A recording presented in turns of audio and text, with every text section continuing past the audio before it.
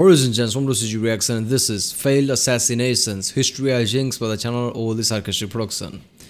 If video games have taught me anything, it's that an assassination can solve a lot of problems, yeah. But sometimes plans fall apart and sometimes it's for the absolute dumbest reason.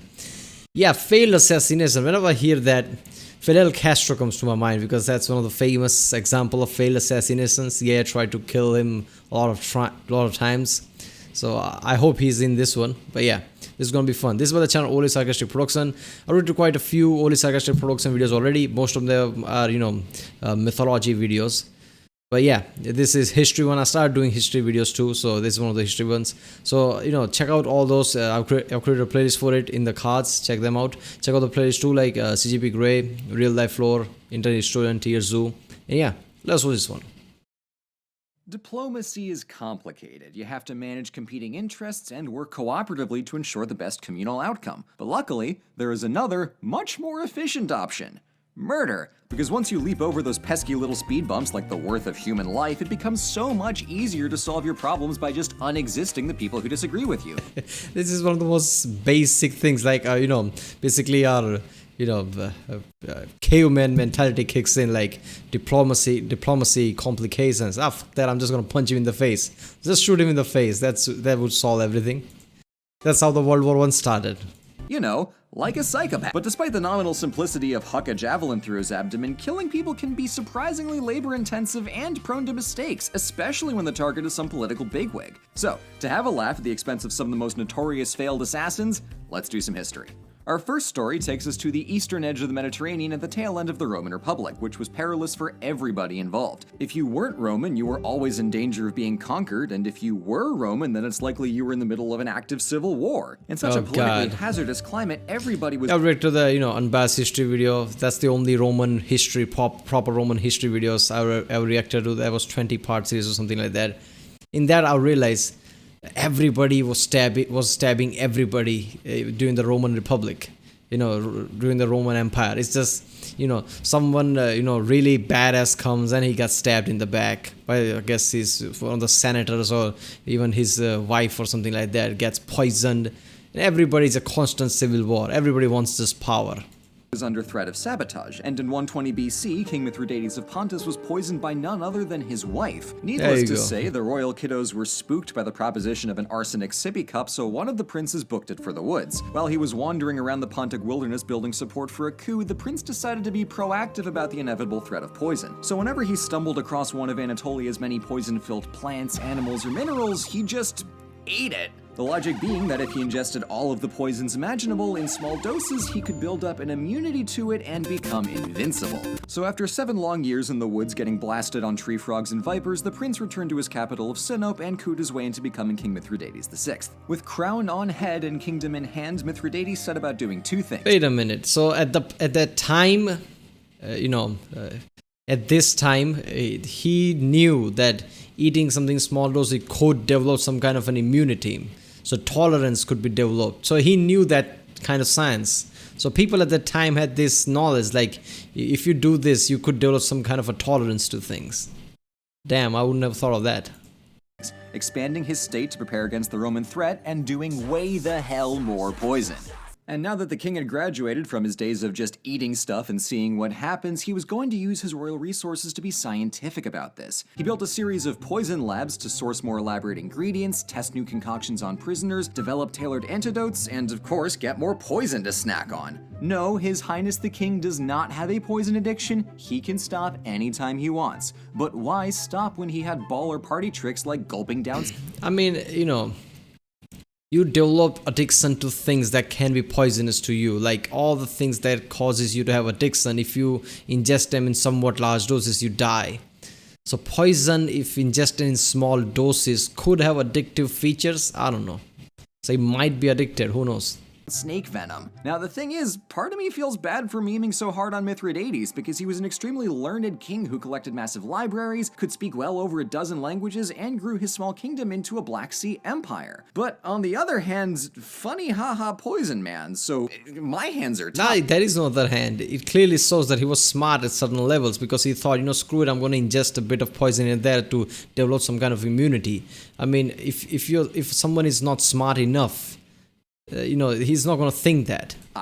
Mithridates likely survived several assassination attempts, but we'll never really know how many because none of them worked. Of course, like everybody else in the ancient Mediterranean, his downfall was Rome. His grand strategy was to incite a revolt in western Anatolia and Greece to let disgruntled Romans do what they do best. The confusion of mass slaughter made great cover for Mithridates' march into Roman territory, and he managed to get in a spirited back and forth for a good 2 decades before Rome stopped compulsively slapping itself in the face and actually started trying. Eventually, General Pompey, soon to be Pompey the Great, later to be Pompey the Headless, stomped the Pontic army and forced Mithridates to flee across the Black Sea to Crimea. After failing to raise another army, he decided it was better to just die than to get paraded in a Roman triumph. So with his back against the wall, Mithridates killed himself by poison. Except he did not, because he was immune. Plan B was asking a friend of his to do him a solid and just stab him. It's lucky he didn't supplement his daily poison regimen with doses of tiny knives, or else he really would have been screwed. And so King Mithridates died as he lived. Not dying from poison. Now, trying to kill one king is... Look, I don't see the funny side there, because it worked. I mean, yeah, I guess I see the irony. He wanted to kill himself, but that's just, weird circumstance. He wanted to develop an immunity to poison, and he did. That's surprising. I mean, it actually worked. He developed immunity to poison. He was poisoned so many times, but he doesn't even know because he never had the effect of poison. He survived. That's something.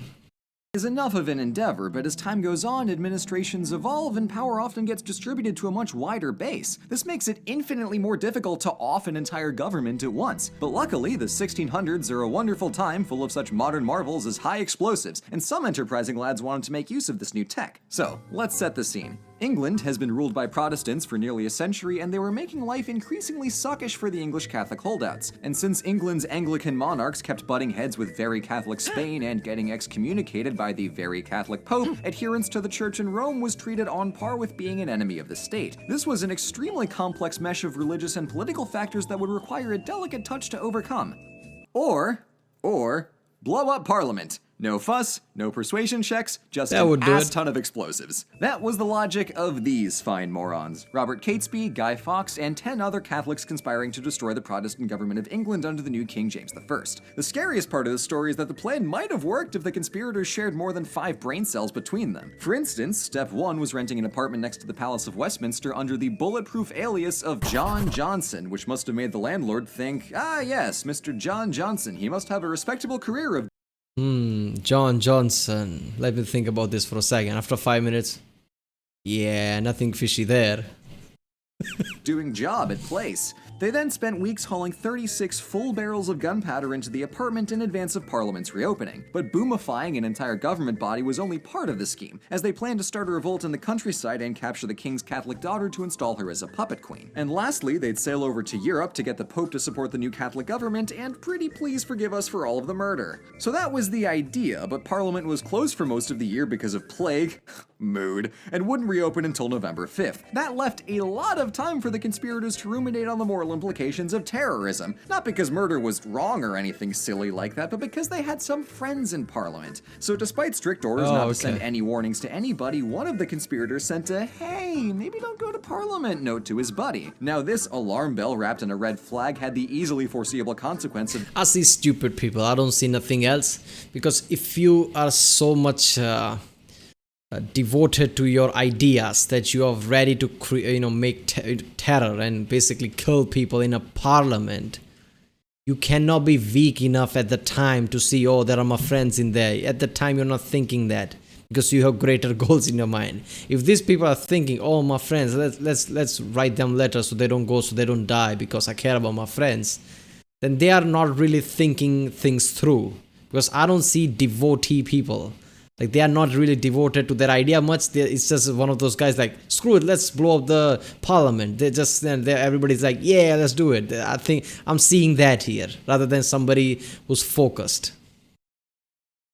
Getting reported straight to the Chamberlain, who proceeded to search the entirety of Parliament on the night before the plot. Imagine their surprise to find a lone gentleman standing next to a pile of firewood and 36 barrels of gunpowder in an otherwise empty apartment. A gentleman who insists that his name is John Johnson, esteemed doer of job at place. I'm sure Guy Fawkes was shocked the constable saw through his ironclad disguise. Fawkes was subsequently tortured into giving up the names of his co-conspirators who were busy up in the countryside failing to start their revolt.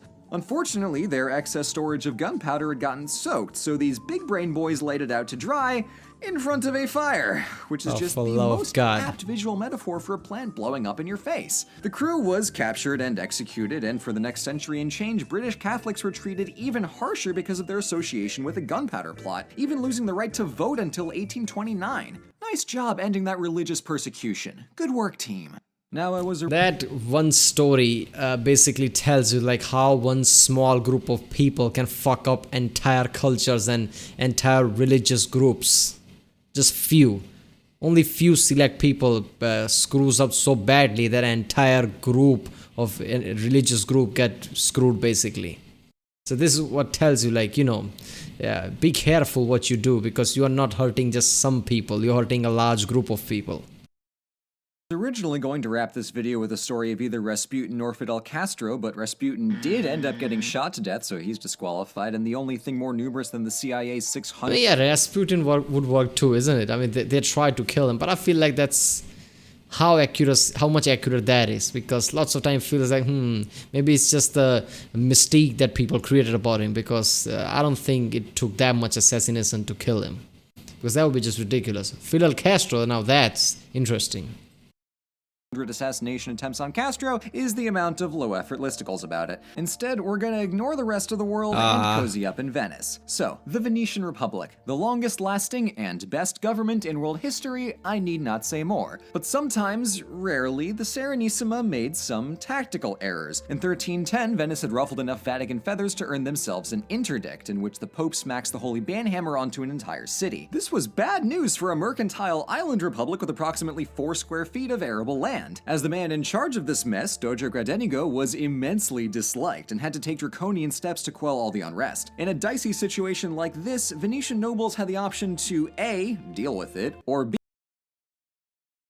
B, riot. So with the Great British Boom House still a couple centuries off, how did this conspiracy go down? Well, it started with a handful of snippy nobles and one Baiamonte Tiepolo, the grandson of a former doge and a man with no qualms about hucking the republic off a bridge and installing himself as despot. These gents were all but certain that scores of Venetian nobles and commoners alike would join in their quest to stab the doge in the face, so they sent out a lot of feelers to their friends around town. But coup is a strong word, and some people were distinctly not on board and did the responsible thing of reporting the conspiracy right to the doge. But even if the conspirators knew to expect a very... Yeah, coup is a strong word. I mean, it's the same word as, plotting to make some kind of, terrorist plan or something. It's similar than that.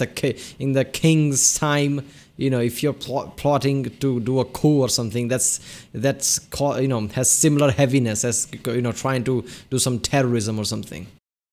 Veritable party bus of guards, their more pressing concern was weather, namely the springtime lightning storms. See, their foolproof plan was to take 2 groups across town and raise the citizens to arms before meeting in St. Mark's Square to storm the Doge's palace. But when they charged through the streets at dawn and started shouting, "Liberty! Death to the Doge!" nobody could hear them over the sound of thunder and pouring rain. And anybody who liked what these guys were selling weren't about to go running into a storm at 6 a.m. The West group ran smack into a band of the Doge's guards and might have regrouped if not for some priests and painters on their way to work who took the initiative to waylay the conspirators a second time. Tiepolo's East group had similar luck, gaining exactly 0 sympathetic rebels. In fact, Venetians were opening their windows specifically to shout insults. And not to be outdone, one kind old Signora Rossi heard the commotion while doing her morning chores, and when she opened her window, she dropped, or maybe threw, her stone mortar at the conspirators, landing square on the head of the standard bearer and killing him instantly. Tiepolo saw his comrade drop dead in front of him and took it as a sign that this was just not his morning. So he ran away and politely accepted his banishment. Meanwhile, old Lady Rossi was hailed as a hero for her ingenuity and impeccable aim.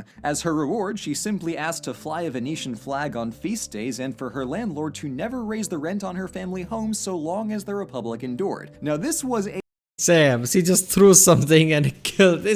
What is this? Some kind of, parody movie or something? This is ridiculous. They were shouting things, but people couldn't hear because the thunder was, a bit louder.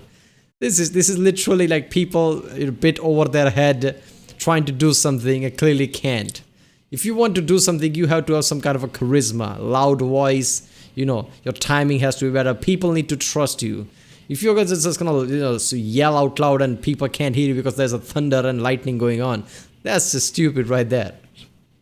a god-tier play, because Venice took the conspiracy as a hint to reform, to better avoid future treason, but also to improve the government's overall efficiency, which combined to give the Venetian Republic another 5 centuries of life. I mean, sure, Tiepolo and his conspirators made a series of fatal mistakes in their slapdash plot to kill a doge, but oh boy, if they only knew that Signor Rossi was waiting for them, those fools would have stayed the hell home. So, aside from some boring nerd morals about how murder isn't a cure-all, what have we learned today? Well, Mithridates should have been more careful with what he wished for in his poison immunity, so the rest of us should probably lay off the arsenic and stick to alcohol as our poison of choice. Yeah. Meanwhile, Guy Fawkes is proof that the best laid plans are only as strong as your dumbest nickname. And finally, Divine Smite comes in many forms, and old Venetian ladies with stoneware is a good one to look out for.